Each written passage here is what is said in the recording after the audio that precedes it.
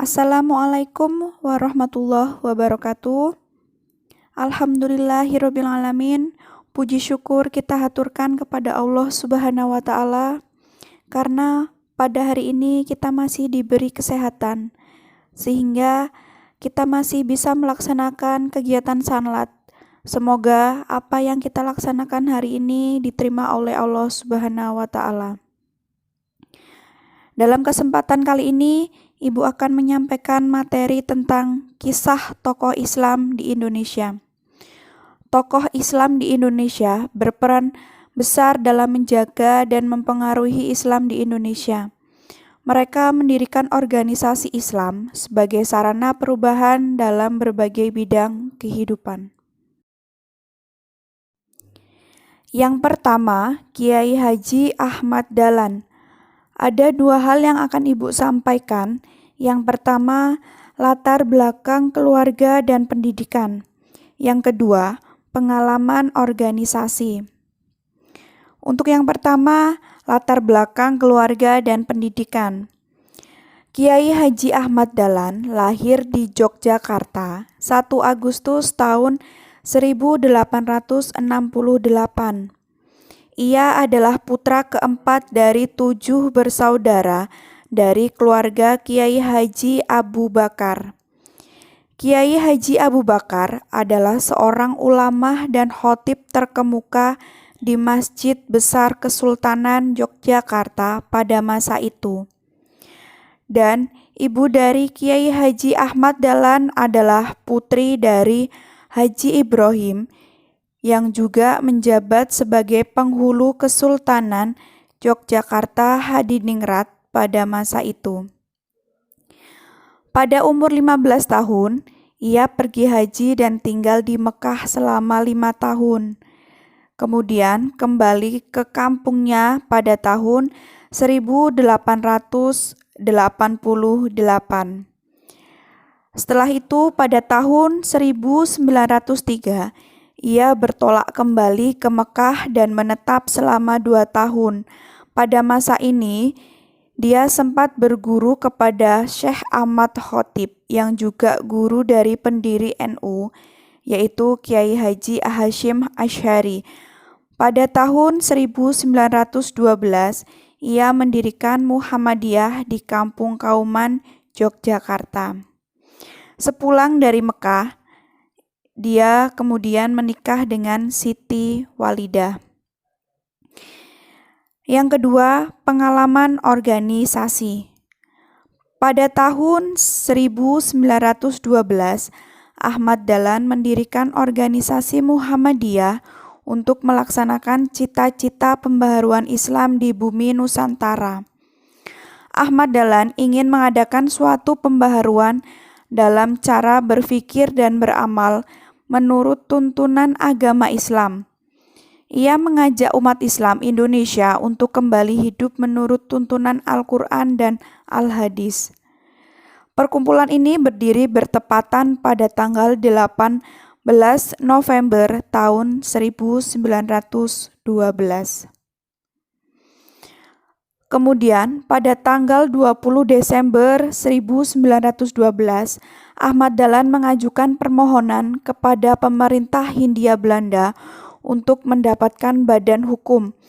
Permohonan itu baru dikabulkan pada tahun 1914 dengan surat ketentuan pemerintah nomor 81 tanggal 22 Agustus tahun 1914. Gagasan pembaharuan Muhammadiyah disebarluaskan oleh Ahmad Dahlan dengan mengadakan tahblik ke berbagai kota.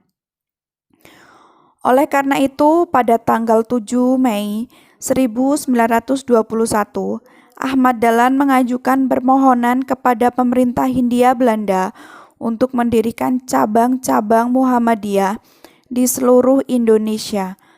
Permohonan ini dikabulkan oleh pemerintah Hindia Belanda pada tanggal 2 September 1921.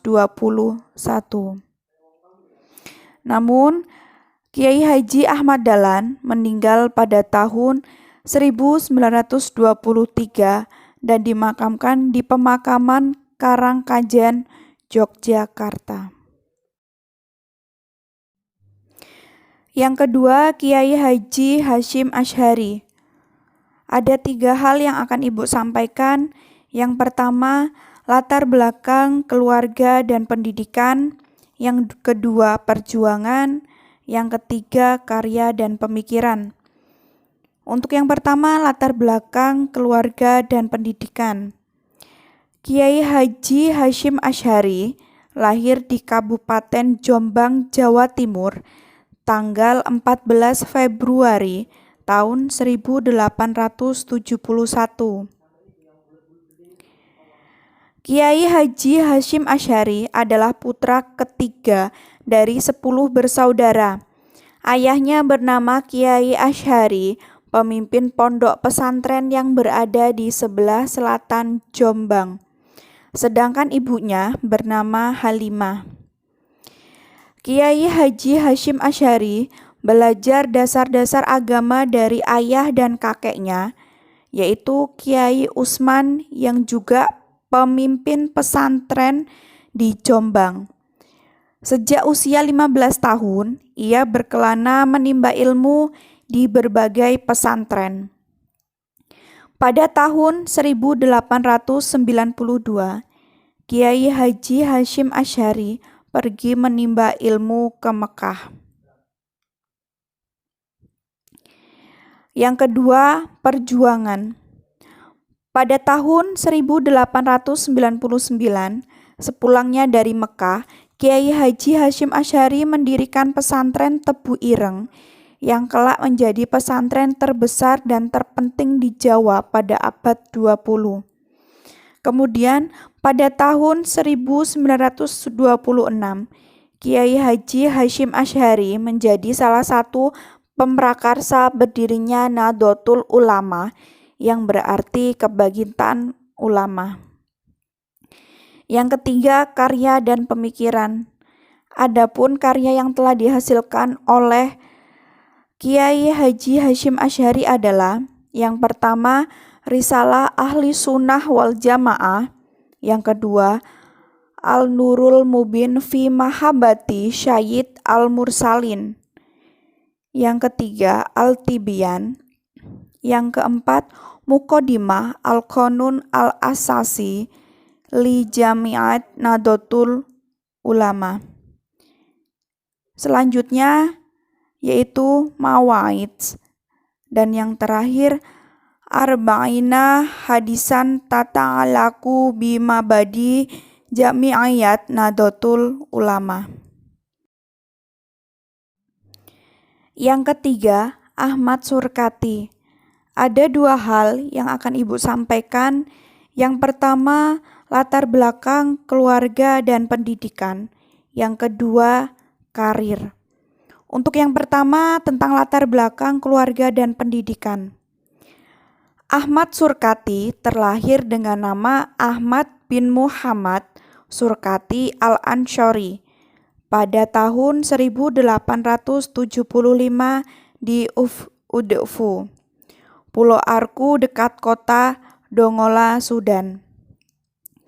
Dia berasal dari keluarga terbelajar. Ayah dan kakeknya pernah belajar di Mesir dengan ayahnya lulus dari Universitas Al-Azhar di Kairo.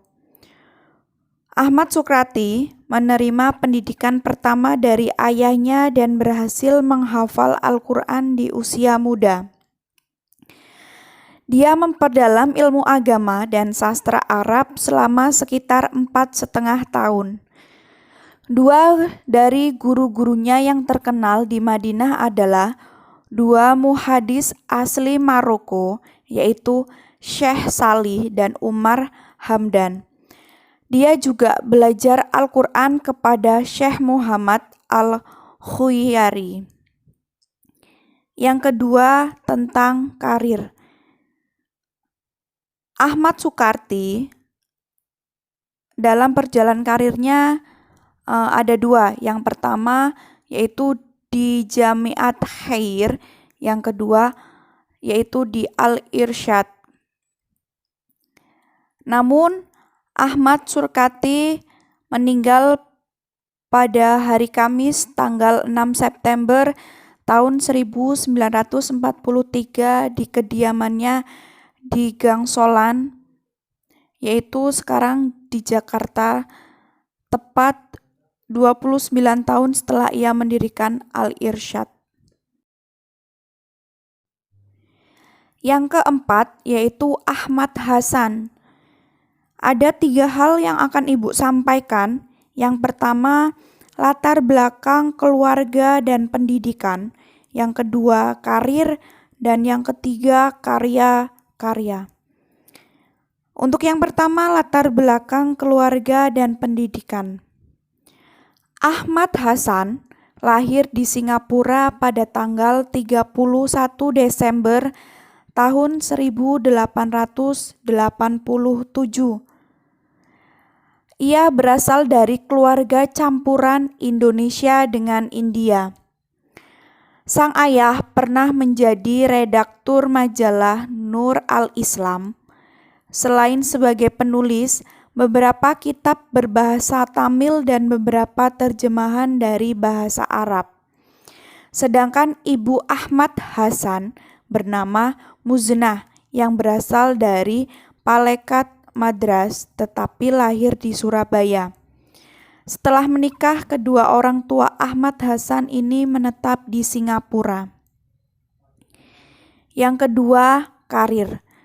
Dalam perjalanan karir, Ahmad Hasan pernah menjadi guru madrasah untuk orang-orang India di beberapa tempat, antara lain di Arab Street, Baghdad Street, dan Geylang di Singapura.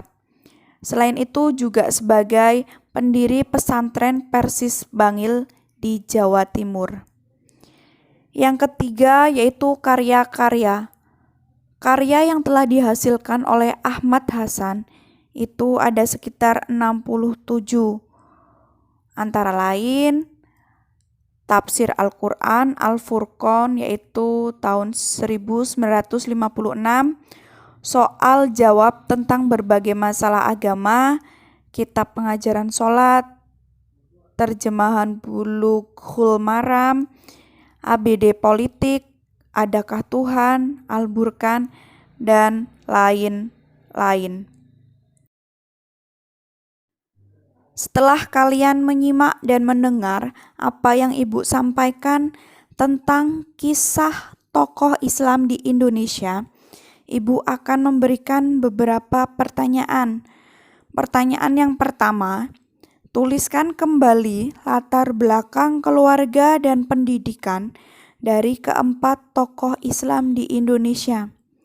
Yang kedua, sebutkan karya-karya dari Hasyim Asy'ari serta Ahmad Hasan, minimal 5 dari masing-masing. Demikianlah materi Tarik Islam yang telah Ibu sampaikan. Semoga bermanfaat untuk kalian. Jangan lupa belajar, tingkatkan terus belajar kalian. Ibu akhiri, wassalamualaikum warahmatullahi wabarakatuh.